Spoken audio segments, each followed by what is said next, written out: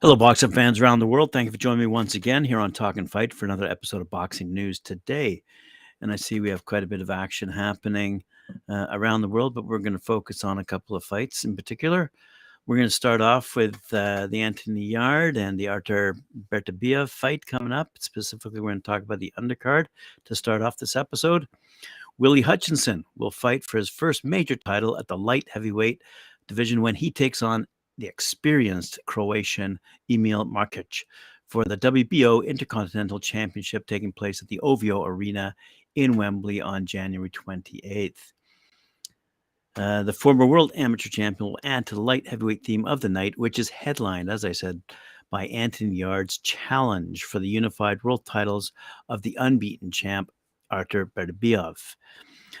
Young light heavyweight contender Karol Otwama also fights for his first professional title on the show, and the WBC international title on the line is his fight. Willie Hutchinson, 24, made an unsuccessful assault on the British super middleweight title against Lennox Clark in March of 2021 before swiftly heading back to the 175-pound rank, clocking up victories over Karol Hryszczuk and Luca Spadaccini, which both ended via stoppage. The Scot currently holds a record of 15-1, with 11 of his wins coming by way of knockout. Markic is a seasoned campaigner with 36 fights under his belt and just 3 defeats, and is known in the UK for engaging in a shootout against Callum Johnson at York Hall back in April 2021 in a fight for the WBO global title. Johnson was rocked heavily and on the brink of defeat in the first round before recovering him and himself, forcing a stoppage in the second. Said Hutchinson, "This is my big moment to break into the title mix at light heavyweight and set myself on the path toward fighting for a world title. That is where I intend to go. And first, I've got to get good job on the tough fighter in Emil Markic. Markic has a lot of experience and is a sport of fight. I need to move myself up to the next level. I'll be putting on a show January 28th and reminding everyone of what I'm all about." I'm sure he will. Tickets are available, as you know, on talkandfight.com. I encourage you to go there and buy a pair if you're in the hood and go check out that fight. Dalton Smith will make his second defense of the British super lightweight title against Billy Allington on the undercard of Leigh Wood's highly anticipated WBA featherweight world title showdown with avoided Mexican Mauricio Lara. That'll take place at the Motorpoint Arena in Nottingham on Saturday, February 18th, to be shown live worldwide on DAZN, excluding Australia and New Zealand. The Sheffield star, who's 13-0 with 10 knockouts, recently put pen to paper on a new multi-fight promotional deal with Eddie Hearn, following a stellar 2022 that saw the 25-year-old remain undefeated.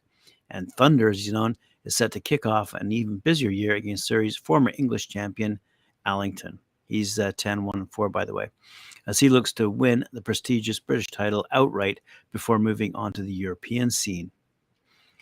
Irish lightweight hope Gary Cully, he's 15-0, 9 knockouts, who also recently extended his promotional deal with Matchroom, returns to the scene of his impressive stoppage triumph over former world champion Miguel Vasquez in March of last year to take on USA's Wilfredo Flores. He's 10-0-1, 5 knockouts, for the vacant WBA Intercontinental title, ahead of what promises to be a huge year for the Diva, as he's known. Gravesend cruiserweight Siobhan Clark, 4-0, 4 knockouts, has ended all 4 of his fights inside the distance since turning pro last February, including a brutal second-round stoppage win over Jose Gregorio Urlich last time out, caused by a perfectly timed uppercut, and the former Team GB Olympian steps up next month in an eliminator for the English cruiserweight title against Dec Spellman, who's 19-6 with 9 knockouts. Also, former European super bantamweight champion Gamal Yafai, 19-2, 11 knockouts, returned to winning ways by stopping Sean Cairns in 4 rounds last June after losing his EBU title to Jason Cunningham in May of 2021.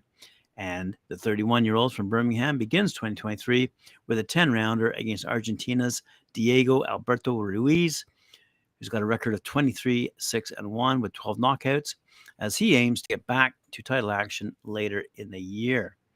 Northampton's Kieran Conway, 18-3-1, 4 knockouts, meets Portugal's Jorge Silva, 21-7, 12 knockouts, over 8 rounds at super middleweight following his points loss to Austin Williams on the Canelo versus Golovkin 3 undercard last September. Rotherham's super welterweight talent, Janiad Boston, 4-0, 4 knockouts, fights for the third time under the Matchroom banner after inking a deal with Eddie Hearn last September. And the popular Mansfield super bantamweight, Nico Livires, 3-0-1, squares off against Spain's Alberto Motoz, 2-0 over 6 rounds. Again, that's going to be a great fight taking place, as we said, up in Nottingham. And finally, to end out today's episode, we're going to hear about a show going on in Ontario, California, where undefeated NABA super lightweight champ Ernesto Tito Mercado, he's 8-0, 8 knockouts. He's ready to start his 2023 campaign off with a bang as he returns to the ring February 4th.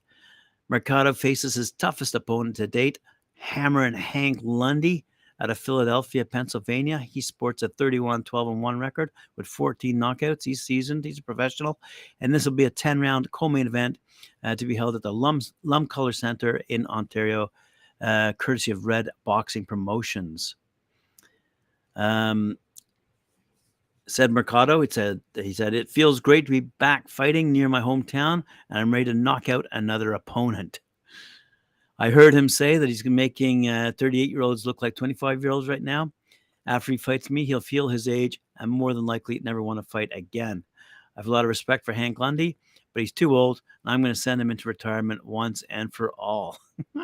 Good stuff. Hank has been in the ring with a lot of great fighters, continued Mercado. Now it's time for me to show that I'm just as good as all those other fighters mentioned on his resume. I'm calling out all top light and super lightweight contenders. No one is mentioning my name. Now I have to fight veterans that most fighters in my weight class are avoiding to earn my respect in boxing. You might call this a fight, but I call it a statement, concluded Mercado. This is going to be a viral moment in which people will downplay what I do, but if they look at Hank's history, no one in my weight class will ever beat him the way I will on February 4th. And that, my friends, ends today's episode. Thank you for joining me here on Talking Fight. I appreciate it. Remember to like, share, subscribe, hit that notification bell, and we'll see you later on at 4 p.m. with Mike Orr and Cedric Ben for Knuckle Up. Thank you.